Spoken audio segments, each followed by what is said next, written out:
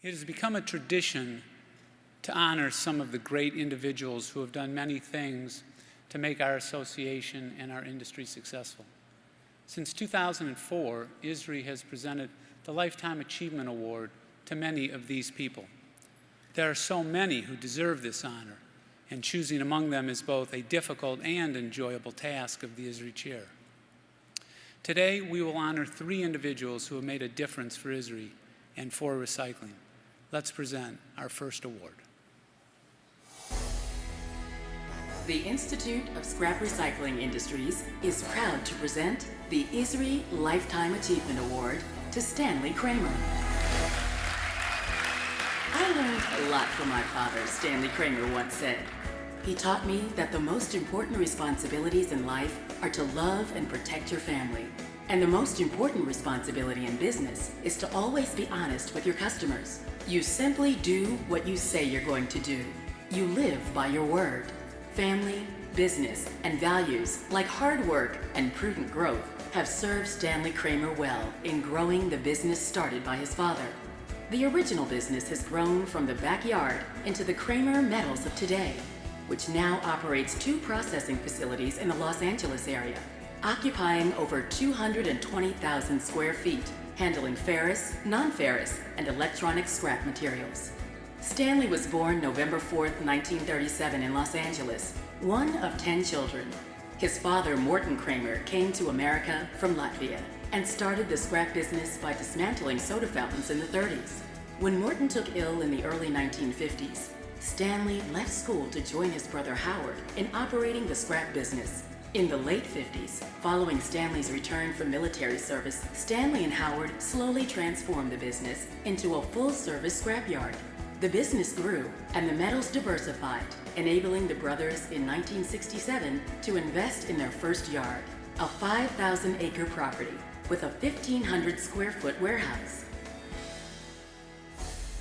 The 1960s were also a period of personal growth for Stanley, as he married Susan Falk in 1962 and had 3 children, Douglas, Lewis, and Gabriel.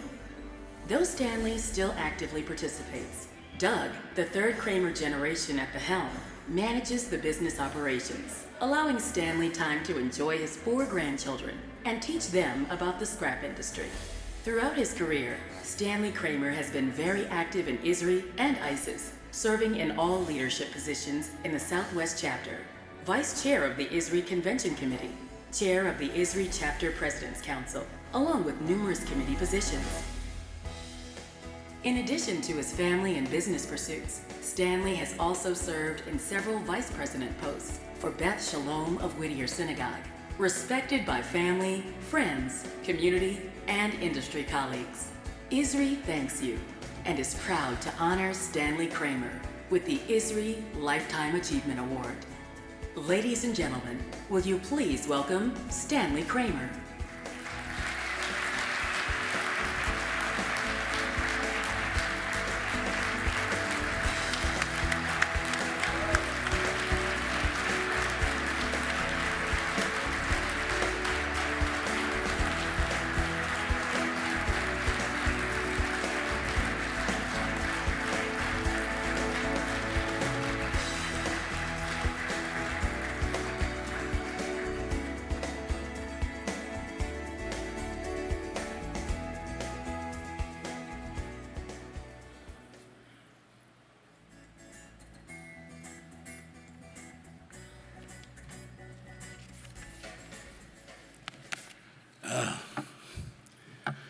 Thank you very much.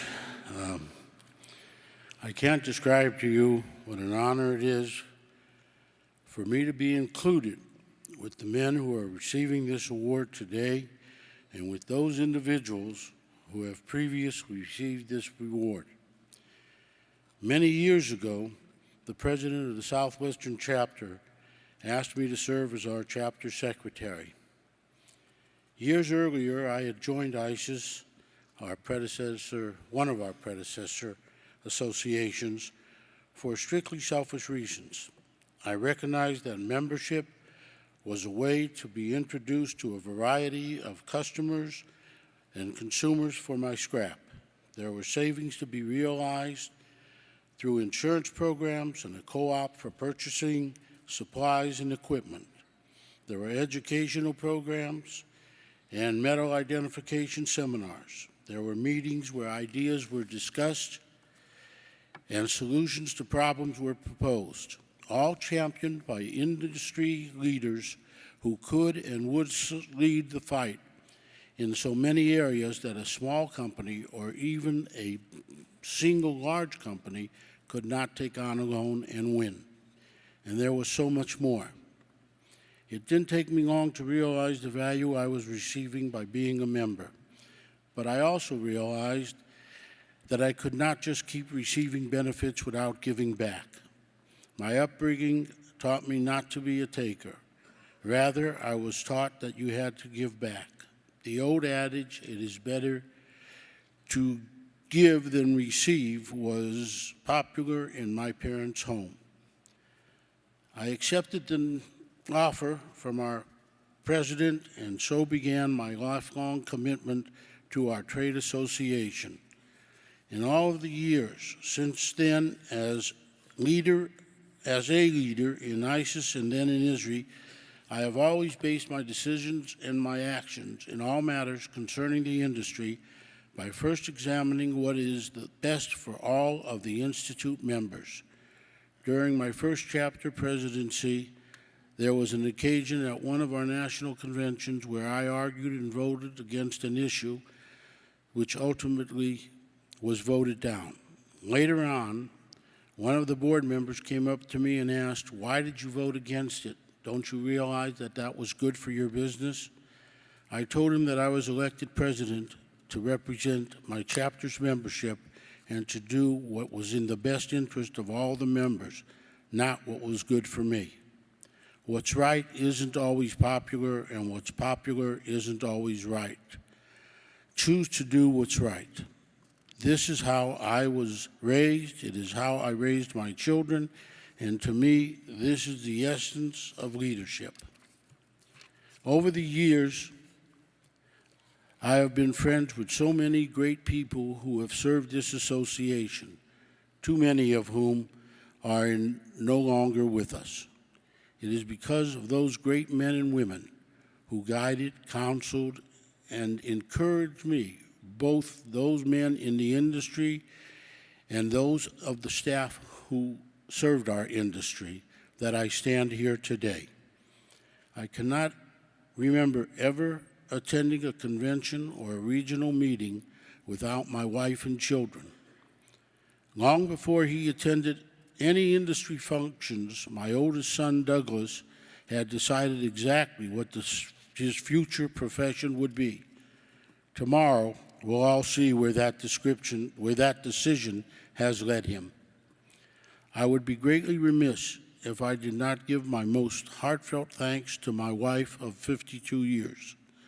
Susan, you have unselfishly given your time, effort, intellect, and love raising our children and making our house a home. You showed me, excuse me, you showed me the way. You were always there for me, and although I don't say it often enough, thank you. I want to thank all of the people who have traveled near and far to be here with me today, my family, friends, and I also want to thank all of the people who nominated me for this award. And while a simple thank you seems inadequate in accepting this award, I want each of you to recognize the deep feelings and emotions that are included in those two small words. Thank you.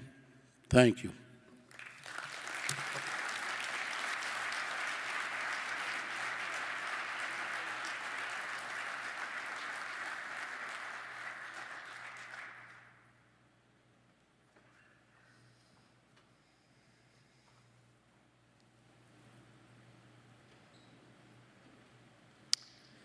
Our next award, or should I say awards, are presented to two gentlemen without whom none of us would be here today, quite literally.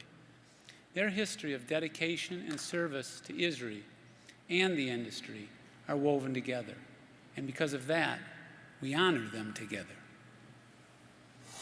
In recognition of their outstanding service to ISRI and the industry and a lifetime of business and community accomplishments, the Institute of Scrap Recycling Industries is proud to present the ISRI Lifetime Achievement Award to Howard Myers and Sandy Shapiro. Though both men had somewhat different beginnings and eventually operated two different kinds of metals businesses, their shared passion for the industry and dedication to building a stronger association that could unify the entire recycling industry across commodity lines brought them together in 1987 to forge today's Institute of Scrap Recycling Industries. Howard Myers, then president of the National Association of Recycling Industries, and Sandy Shapiro, then president of the Institute of Scrap Iron and Steel, had the vision to unite two structurally different organizations into a new, vibrant association that would represent all aspects of the recycling process, as well as a variety of commodities, including metal, paper, plastics, glass, and textiles. This vision of a big tent association has helped open the doors to rubber and electronics recyclers and forged valuable partnerships with manufacturers with such initiatives as Design for Recycling. Through their efforts, ISRI has truly emerged as the voice of the recycling industry. Sandy Shapiro was born in Baltimore in 1940 after attending the University of Maryland and serving in the Air Force Reserve. He entered the family scrap business, Cambridge Iron and Metal, which was started by Isaac Shapiro in 1904 with only a horse and wagon to collect scrap metals. Today, the business is one of the largest companies in the metal recycling business in the Mid-Atlantic region. Its 14-acre facility collects and processes ferrous and non-ferrous metals for recycling and serves Maryland, Washington, D.C., Virginia, Delaware, and the central Pennsylvania areas. As the business grew, Sandy became actively involved in association work, first with the Institute of Scrap Iron and Steel, where he served as chapter president and later public relations committee chair. In 1982, Sandy was elected as first vice president of ISIS, and then in 1984 became ISIS president. Howard Myers was born in Newark, New Jersey in 1943 and grew up in the same neighborhood as both his parents. Family played a major role in his early development. His father, a shipyard worker, and his mother, a bookkeeper and an avid reader, made it clear that Howard was to be the first in the family to attend college. While attending New York University, Howard worked at Revere Smelting and Refining and began his education in the metals business, which he later was invited to purchase. Throughout the 1970s, Howard transformed his initial purchase of Revere into a highly successful holding company, which he named Quexco. Today, Quexco operates 17 non-ferrous smelting and refining facilities, 3 anode and flat roll producing facilities, along with a variety of plastic-related and mining businesses, including the largest lead producer in the world. Howard Myers rose rapidly through leadership positions in NARI and became NARI president shortly before the historic merger that formed ISRI. Meeting in secret, the two men and their fellow officers crafted the structure for the new organization and convinced the two reluctant memberships to merge into a single, stronger association. In the end, only a handful voted against uniting the two organizations. In 1987, both Howard Myers and Sandy Shapiro were honored with the prestigious Phoenix Award at the Philadelphia Metals Association. Myers and Shapiro were serving as co-presidents of ISRI at the time as a result of the merger. Sandy said at that occasion, it was one of our proudest moments, as people put emotion aside for the best interest of their industry. In addition to their business and association accomplishments, both men are active in community and faith-based organizations and continue to give of their time, talents, and treasure to assist those less fortunate. Sandy Shapiro is president of Jewish Council Vocational Services and is active in Our Daily Bread, a charity serving some of the poorest sections of Baltimore.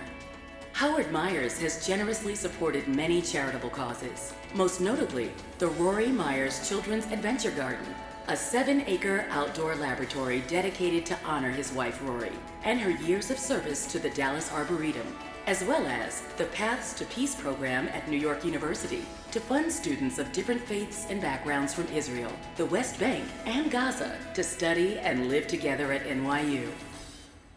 Family, friends, community, and industry colleagues all join ISRI in thanking you and applauding your accomplishments by honoring you with the ISRI Lifetime Achievement Award. Ladies and gentlemen, please welcome Howard Myers and Sandy Shapiro.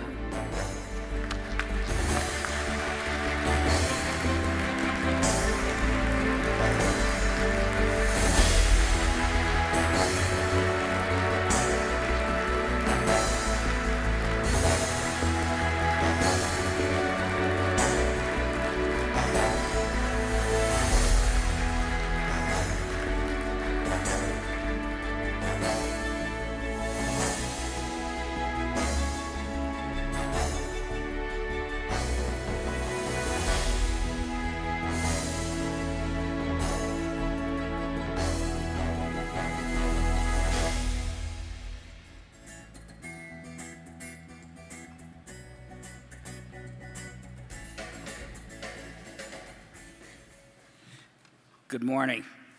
Hopefully I'll not get too emotional during this. Ladies and gentlemen, thank you very much. I'm gratified to receive this award, and I'm humbled to be considered in the company of the predecessors who have been honored before me, as well as my fellow recipients, Stanley and Sandy.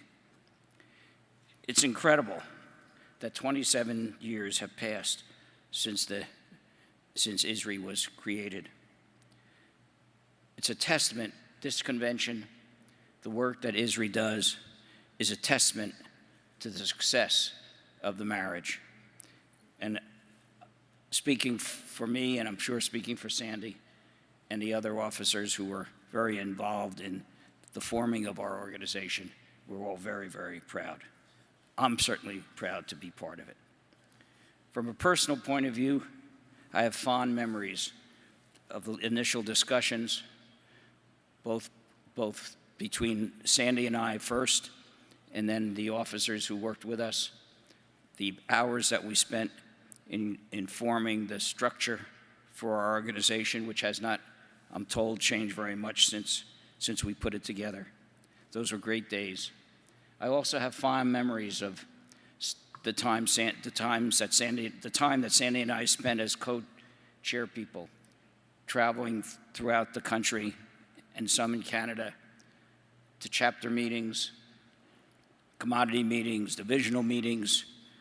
For the period we did that, it was not only great fun, but it was very, very rewarding.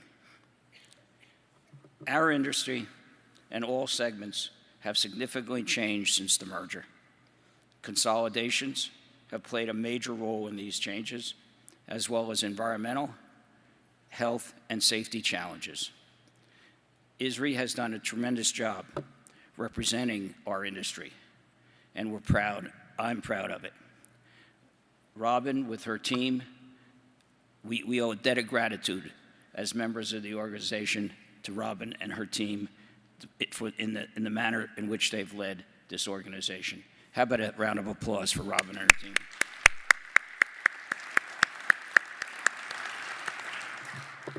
Those of us who are not quite as active anymore also owe a debt of gratitude to the volunteers, to the guys who leave their business and take the jobs, take the chapter chairman jobs, take the different jobs that help ISRI become a member-run organization as well. To all of those, how about a round of applause?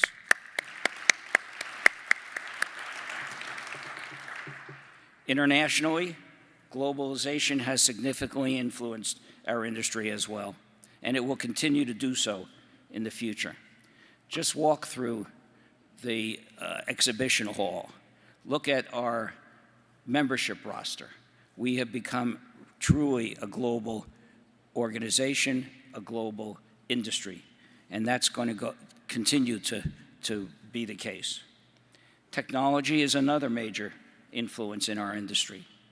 Composites will continue in their usage, as will advanced powertrains and electrical propulsion. The car is changing radically. It's not long it'll be very short before we see the 100+ miles per gallon vehicle. It'll be made up of hybrid technology, lighter materials, a lighter vehicle. And that will be the case in many other industries as well, refrigerators, freezers. The metallic content of the products that we see will decrease significantly. I'm pleased, honored, humbled, gratified to accept this award, and I accept it on behalf of the 5,000 associates, colleagues of our extended company family. It is because of all of them my receiving this award is made possible. Thank you again. God bless you, and God bless America.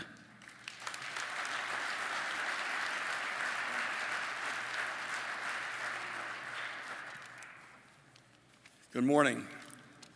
I, again, like the other two fellows that were up here before me, want to thank the Institute and the nominating committee for giving me this wonderful, prestigious award. As Howard and Stanley said, I remember those that came before us, and I'm just very, very honored to be in their company. And to share with Howard, who I got to know and respect during the merger talks, and with Stanley, although we always didn't agree on all the issues, we were always dear friends, and to share it with them makes it extra special today. I also want to say hello to my wife who was in here, and my children back in Baltimore and grandchildren back in Baltimore. Hopefully they're all in school today. And my daughter Sarah, her husband Lee, and two of my grandchildren, Noah and Maggie, who came in from Los Angeles to share this special moment with me. I had some more formal notes that I had written before, but after spending a few days here, I tore them up. To use an old cliche, the sum is greater than the parts, is, to put it lightly, to look at ISRI today that came out of the amalgamation of NARI and ISIS. 26 or 27 years ago, we came before the trade association and gave you a basis. We gave you an organizational chart, and we gave you the basis to start a new trade association. You all are here today, and the difference between, the only similarity between back then and today, the way I see it, is the name. To look at the exposition hall, as has been said before, to look at the meetings, I attended several of the meetings, the quality of the staff and the leadership. Jerry, your team of leaders in the association just does a wonderful, wonderful job. I was so impressed with everything that I saw, that it made it all worthwhile. And any questions that may have still been lingering were dashed away. Two issues that were foremost in front of us back in those days: Superfund, that was passed during our watch, I'm sorry to say, is still here, but you all are working on it and learning how to live with it and making small inroads with the government and to give us a chance to better survive. And then out of the discussion from Superfund came Design for Recycling, which is still a part of your agenda here today, and that pleases me greatly to see that has lived on. But my greatest reward, besides the friends that I've made and kept all these years, was the merger. There have been attempts before to have a merger, but there was one issue that kept it from ever going in very far. NARI had always accepted consumers as active members of the association, and ISIS opposed this. I think, in my memory, there were three attempts to merge the two organizations, and this was the big stumbling block. After Howard and I spoke a couple of times and tried to give it one more try, I assembled my executive committee and past President Morton Plant to meet with the NARI team in Dallas. But we decided before we flew down there that if we were going to make any progress, the consumer issue had to be off of the table. And we had to start fresh. When we began the talks, and I said the old issue was no longer an issue for us, we had the basis for a merger in 15 minutes. The rest of the hours were spent putting together the format, the frame and format for what we thought a merged organization should look like. We then got on planes and flew here to Las Vegas, where we were starting a convention the following day, and where we first presented the idea of a merger. In the following months, we all crisscrossed the country, stopping at every chapter because the vote for the merger had to be by member, not by a board, not by chapters, but by each member company voting. And as was also said before, the final vote there were only 12 no votes and over 3,000 yes votes. So overwhelmingly, the merger passed. And so ISRI began, again, with our organizational chart and the bylaws. But you have come so far, and I know from speaking for Howard, this makes us very, very proud to have been allowed to play at least a small part in what you all are enjoying here today. Again, thank you very much.